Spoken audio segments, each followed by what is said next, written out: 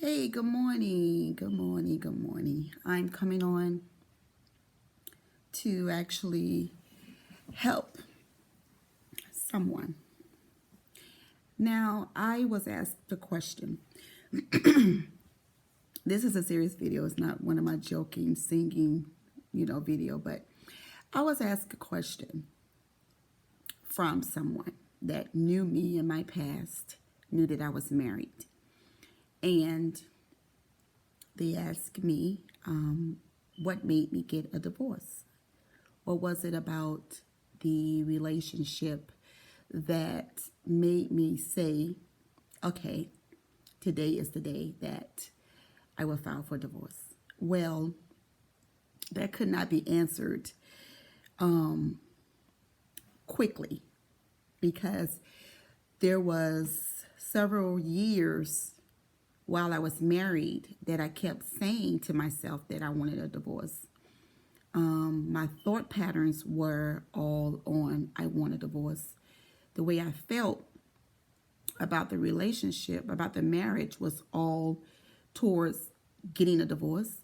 So everything about me, my thoughts, my feelings, the words I spoke to anyone that listened, was all about leaving this man and how I didn't like this man and how we just was not getting along and I was miserable in this marriage, how I was frustrated and had a lot of trust issues.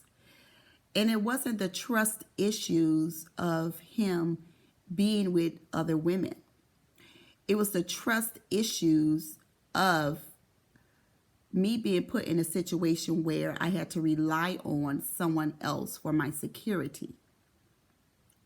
So think about what I'm saying. That was the trust issue that I had. The fact that my life, the way I was living, was based on the actions of another individual, which a lot of women that are married are in that situation where you wouldn't have the house that you live in. You wouldn't be driving the car that you are driving if it wasn't for your husband. Yes, you work. Yes, you bring in some income. But if it wasn't for his income that joined yours, you could not have the lifestyle that you have. So I'm speaking some honest truth here.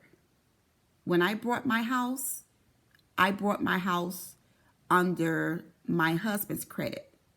I bought my car. We got my luxury Mercedes under his credit. Okay?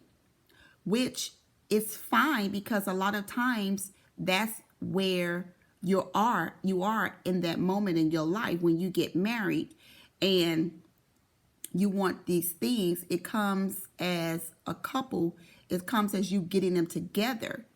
But as you journey into this marriage, if you're not careful, you will give your husband a lot of power over you.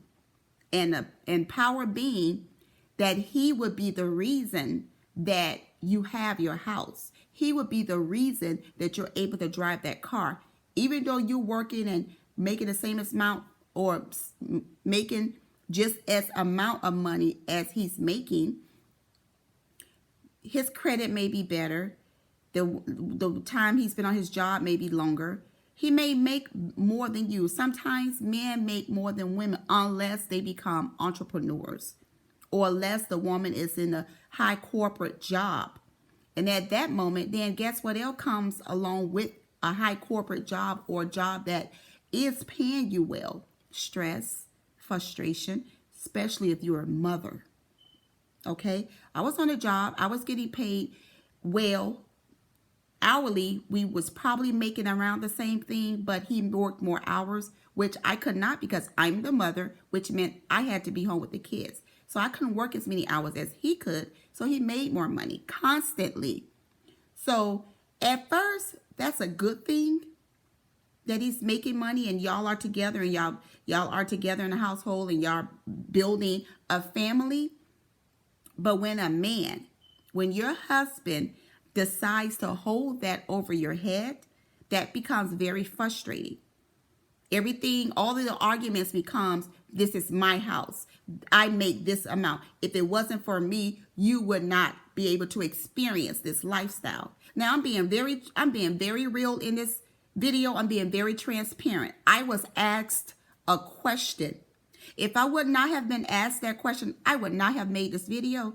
But I was asked that question, and I want to respond to this young lady in video, and I'm going to post it because I know that it's going to help a lot of other people. A lot of us women find ourselves in these situations. We get married because for me, I was not ever going to have children if I was not married. That was just something that was going to happen only if I was married. Second, I wasn't going to have any children if I didn't live in a house. That is my philosophy. That is what I said I was not going to do.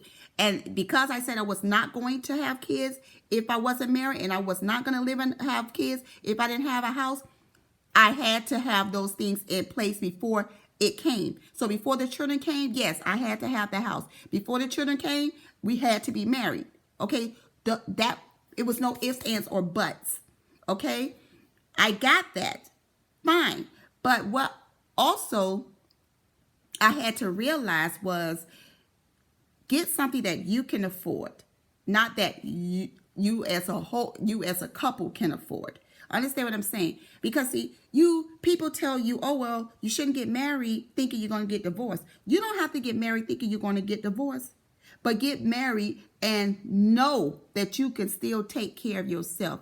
Never give another person that much power over you that person is responsible for your livelihood. Come on, sometimes you get married, you're in a relationship, you're living with a man, and you think it's going to last forever. And sometimes we women, we get sidetracked. You know, we spending our money, we ain't saving nothing. We're not learning how to be intelligent with our money, okay? Or intelligent with our household money. And listen, people change their minds, okay? When me and my husband got married, yes, we thought it was going to last forever. But at some point, we were not getting along. It doesn't matter how much we talked about it. We both had challenging personalities. We both had attitudes, was bitter and broken. That's why my shirt say bitter and broken no more, because I've overcame that. And we both came up with a mutual decision to divorce. We was married for 15 years, but 7 of those years I had already been wanting to get a divorce. But you know what happened? I didn't make any plans to get the divorce, and I didn't make any plans to make the marriage better. What I was doing the whole time was just dealing with it. Going to work, which I was a 911 operator. That was a chaotic job. So I was coming home to my kids and coming home to a marriage that was chaotic. I was frustrated all the time. I was mad, angry, bitter, broken. You know, some of the exchanges of conversations that we've had in the house towards each other was destructive. There was no constructive conversation unless we were doing something for the kids or with the kids. Now, it's amazing how we could not get along at all. We would at each other's throats from the moment we opened our mouth. So we had different shifts. That's why it ended. So that's why it took so long to actually separate, because we really wasn't seeing that much of each other. So we could still live in a house and not be with each other. And that's why it takes years sometimes for somebody that's in that situation now. That's why it's taking you so many years to ponder what you should do, because it's not as bad. It doesn't look as bad. But it's going to get worse if you're not doing anything about it. If you're not doing anything, if you want to fix it, fix it. But do the work to fix it. Don't just do like I was just, listen, anybody that will listen to me, I'll tell them how much I didn't like my husband. I'll tell you how much I hated being married. I'll tell you how much I hated being in the house with him. I'll tell you that. It wasn't a secret. I did not hide that I was frustrated. I didn't. Okay? But there's a lot of people that they got the smile on their face. They got the makeup on. They got the hair in their head, eyelashes. You beat to the 9, is that what they call? But inside you tore up from the flow up. You understand me? You are hurting like hell. But you put on that mask and you go outside the house like you got it all together. You're going to crumble, sister. You're going to crumble. Trust me. Been there, done that. You better get that under control. Get it under control. Get some help. And when I say get some help, I'm not telling you go sit in somebody's therapy chair and talk to them, because a lot of people don't have the time to do it, and a lot of people don't have money. But you can get help from other resources. Do your own research. Go within, sit down with yourself and find out what it is about this other person that irritates the hell out of you. What is it about your husband that makes you so upset, that frustrates you so badly? What is it about your job that makes you so upset, that frustrates the hell out of you, that is so dysfunctional? What is it about it? Could it be the way you're thinking about it? Could it be all your negative thoughts that you have about your situation or about your job? That very thing that you say is causing a toxic situation, or causing you to feel frustrated, or causing you to be bitter, or causing you to be broken. Those very thoughts that you have, can you change them? Can you change the very thoughts that you have about your husband right now? At that point, when I was going through it, I couldn't do any of that, because I would look around and all I would see was my darkness. All I would see was I wanted to get the hell out. That's all I saw. I never saw getting help for us, because I didn't want to be with him. I didn't want to be with him. Being with him was gone. All I wanted to do was be co-parent and raise kids with this man. That was the only option. So you know what happened? I ended up concentrating on being that one thing, a co-parent with him. That's what I started concentrating on. Then I started concentrating on, I want to be an entrepreneur. I want my own business. I have things inside of me that I could teach other people. So I started concentrating on that, because I knew I wanted to leave that chaotic job. So when I started concentrating on other things that I did want, those other things started to happen for me. Because what happened was I stopped concentrating, thinking, focusing on the things that I did not want. Like, I did not want to be in a frustrated marriage. I did not want to be on a job that was killing me physically. So I stopped concentrating on the things that I did not want. And I started concentrating on the things that I did want. I wanted to have peaceful divorce. I wanted to have a peaceful co-parenting plan in place. I wanted to have peaceful interactions with him when we had to be with each other. Okay? I wanted to peacefully be able to leave my job and create a business for myself.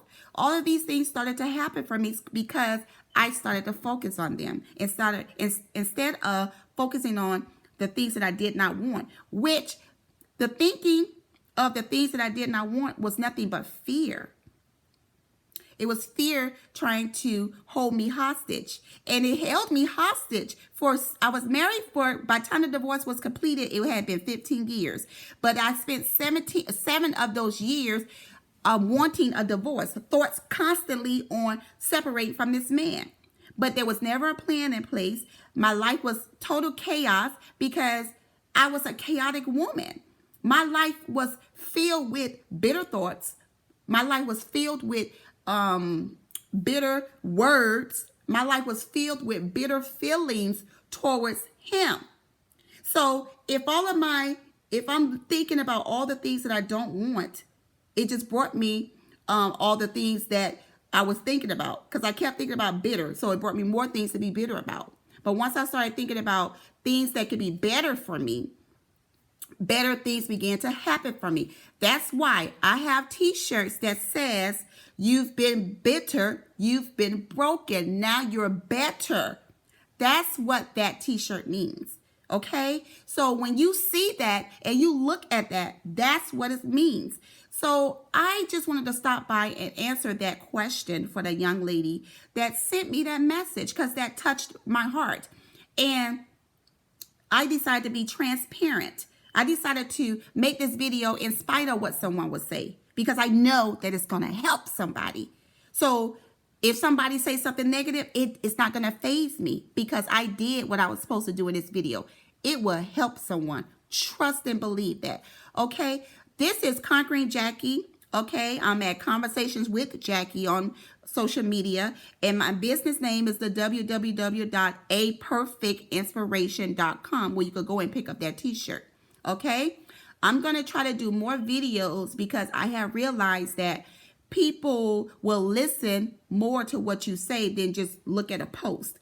So I will do more videos so that I can help someone. So if you are someone that requires a little assistance or just need a little pump me up, send me a voicemail.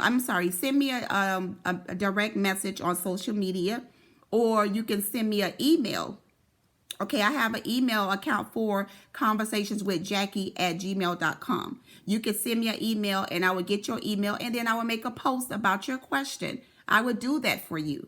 Okay, because some people are afraid to get in front of someone and get help because they don't want that person to really dissect them. But see, that's what it's going to take to get you out your darkness. For you to heal, you're going to have to start to reveal. You can't heal if you don't reveal your hurt. You can't heal if you're just going to be dealing with it for another decade. I didn't want to repeat my decade. Okay? So in order for me not to repeat that decade of that hurt, I had to do something about it. One of the things that I had to do I had to reshape my personality. Okay? I talk a lot about that in the programs that I am creating. Okay, I have a resilient journal that I'm getting ready to send out to make available for purchase. Okay, and these things are going to get you to sit down with yourself and figure out what you can and cannot do in your life. You can't keep having the same life thoughts and feelings and words from last year or the last decade and expect something different. Expect your situation to change. It's not going to change if you're not putting any action behind it. I mean, even the Bible tells you faith without works is dead. I mean, if you are not working any of your faith, then guess what you're working? Fear. Then you're on the fear journey of your life. Everything about you is fearful. So you can't be working on faith and fear at the same time. I call it can't faith, because if you ain't using your faith, then you're using your fear. So you can't use your faith if you're using fear to let that drive you in your life every single day. Every day you wake up, you're fearful of, oh, you might get a divorce, or you're fearful of you might lose your job, or you're fearful of you don't have no money, or you fear all these fears. If you have all these fears, then where's your faith? Your faith can't work for you because fear and faith don't work at the same time. Just like good and bad don't work at the same time. If you're going to have good thoughts, you can't have bad thoughts. If you're going to have bad thoughts, you can't have good thoughts. They don't work at the same time. If you're going to be a negative, if you're going to have a negative personality, you're not going to have a positive personality. They don't work at the same time. You decide. It's free will. It's freedom. You decide what type of freedom you're going to have in your life. You're going to be bound by your fear for how many more years? Or you're going to rebound from that with your faith and be resilient in your life. With resilient wings, she conquers. Okay? With resilient wings, she conquers. There you go. So I got those t-shirts as well on my website, A Perfect Inspiration. And guess what a perfect inspiration is? It goes on everything. So have a good day.